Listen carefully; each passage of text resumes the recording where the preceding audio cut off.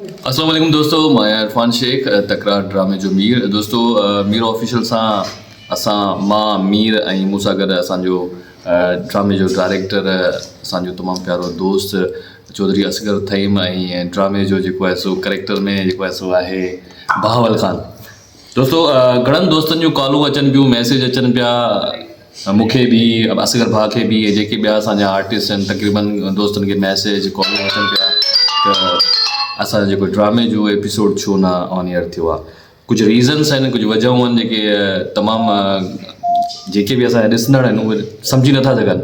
पर नंढी ॻाल्हि तव्हांखे ॿुधायां थो, असांजे तकरार टीम जी ENG जी जेकी टीम आहे उन सां हिकिड़ो नंढिड़ो हादसो पेश थियो आहे, जंहिंमें असांजा ENG जा छोकिरा आहिनि, कैमरामैन आहिनि, असिस्टेंट कैमरामैन ऐं असांजो असिस्टेंट डायरेक्टर चौधरी भाउ जो ईअं इन ड्रामे में करेक्टर बि आहे सालू जेको ज़ख़्मी थी पिया आहिनि। इन जे करे थोरी रिकॉर्डिंग असांजी स्टॉप थी वई आहे ऐं इन करे एपीसोड बि बीह विया आहिनि। सो सभिनी संगत जेकी ॾिसे पई पुछे थी पई उन्हनि खे असांजो मैसेज आहे त महिरबानी करे इन ॻाल्हि खे थोरी सम्झण जी कोशिशि कयो त हिकिड़ो नंढिड़ो एक्सीडेंट थी पियो आहे। इंशाअल्लाह सूमर खां वरी तव्हांखे असांजा जेके एपीसोड आहिनि उहे रूटीन में ॾिसण लाइ मिलंदा। असगर भाउ जेको असांजो स्क्रिप्ट आहे, जेके किस्तियूं आहिनि उहे बि वञी माना जेको आहे शाख में किरी 24-25 किस्तियूं उहे बि सॼियूं असां ज़ाया थियूं। ॿियो हुन सां गॾु जेको कैमरा जो सामान आहे, बैटरियूं आहिनि, ॿियो टियों उहे बि जेको असांजो ख़तमु थियूं। वरी जॾहिं असां कराची फ़ोन कई आहे इदारे में, वरी जॾहिं अॼु अची वियूं आहिनि, सो असांखे घणो लॉस थी वियो आहे। अलाह ख़ैरु कंदो, सिरनि जो खेल हुजे। बाक़ी जेको आहे असांजो ड्रामो बंदि न थियो आहे, सिर्फ़ु इहे 4-5 ॾींहं इन जे करे थियो आहे। वरी अलाह कंदो मथे हफ़्ते खां इहो ड्रामो वरी जेको आहे स्टार्ट थी वेंदो इंशाअल्लाह। खोड़ सारा दोस्त आहिनि ऐं असांजा ऑडियंस आहिनि जेके सम्झनि पिया या सोचनि पिया त ड्रामो अलाए छो बंदि थी वियो आहे, वरी ऑन ईयर थींदो अलाए न, अलाए इहो इते ई ख़तमु थी वियो।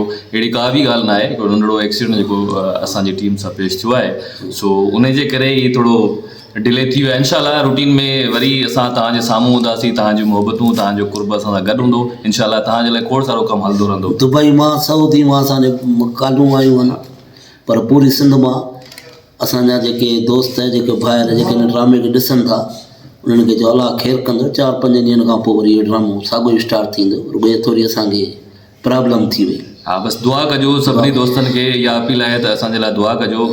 ड्रामो इंशाअल्लाह इहो एतिरो जल्दी ख़तमु न थींदो, छो त असद भाई बि हिन में हाणे ई एंट्री थी आहे ऐं ड्रामो त स्टार्ट ई हाणे थियो आहे। इंशाअल्लाह अञा असां तव्हांजे लाइ वधीक बहितर ड्रामो ठाहिण जी कोशिशि कंदा इंशाअल्लाह। सो वॾी महिरबानी ऐं असांखे दुआ में यादि रखिजो। सलामत दोस्त सलाम।